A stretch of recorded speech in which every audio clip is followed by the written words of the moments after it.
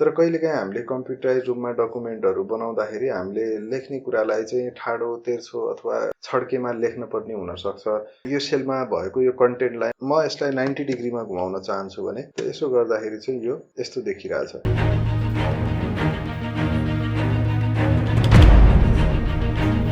नमस्कार सम्पूर्ण दर्शकहरूलाई। आज म एक्सेल टिप्स भिडियो श्रृङ्खलाको 10औं भिडियोको रूपमा टेक्स्ट ओरिएन्टेसन कसरी सेट गर्ने भन्ने बारेमा छलफल गर्न गइराखेको छु। टेक्स्ट डाइरेक्सन भनेको टेक्स्ट नर्मली हाम्रो नेपाली लिपि अथवा देवनागरी लिपिमा हामीले लेख्ने भाषा अथवा अङ्ग्रेजी पनि लेफ्टबाट राइटतिर गएको हुन्छ, तेर्सोमा लेख्छौँ हामीहरू। तर कहिलेकाहीँ हामीले कम्प्युटराइज रूपमा डकुमेन्टहरू बनाउँदाखेरि हामीले लेख्ने कुरालाई चाहिँ ठाडो तेर्सो अथवा कुनै एङ्गलमा छड्केमा लेख्न पर्ने हुनसक्छ।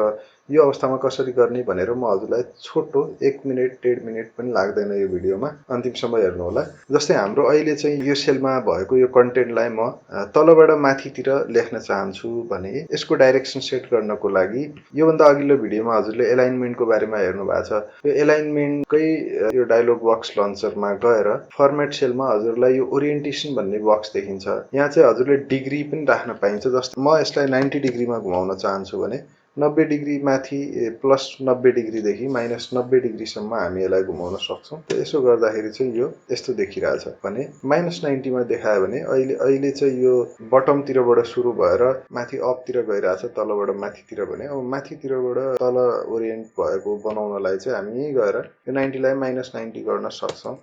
र यो कुरो चाहिँ हामीले यसरी म्यानुअली इन्ट्री गरेर भन्दा पनि त्यो माथि देखिएको सुईलाई घुमाएर पनि गर्न सक्छौँ। यसमा यो जो सुई छ यो सुईलाई यसो समाएर ड्र्याग गरेर हजुरहरू घुमाउनुहोस् कति डिग्रीमा। नर्मली यस्तो हुन्छ, हजुरले यस्तो पनि बनाउन सक्नुभयो अथवा जति डिग्रीमा हजुरलाई घुमाउन मन छ त्यसरी चाहिँ घुमाउनुहोस्। अब यो मर्ज भएको सेलमा यसमा मात्रै हुन्छ भन्ने होइन, जुनसुकै ठाउँमा पनि हामी यो गर्न सक्छौँ। जस्तै यो सेलमा हामीले यो गर्दाखेरि ओरिएन्टेसन मिलाउन खोज्यौँ भने जस्तै अब मैले यसरी घुमायो भने यो टेक्स्ट चाहिँ हाम्रो के हुन्छ त यो छड्के भयो, किनभने हामीले एङ्गल चाहिँ त्यस्तै सेट गरेको थियौँ। यसरी हजुरहरूले पनि आफ्नो टेबललाई अलि अट्र्याक्टिभ र चाहिने जस्तो बनाउन सक्नुहुन्छ।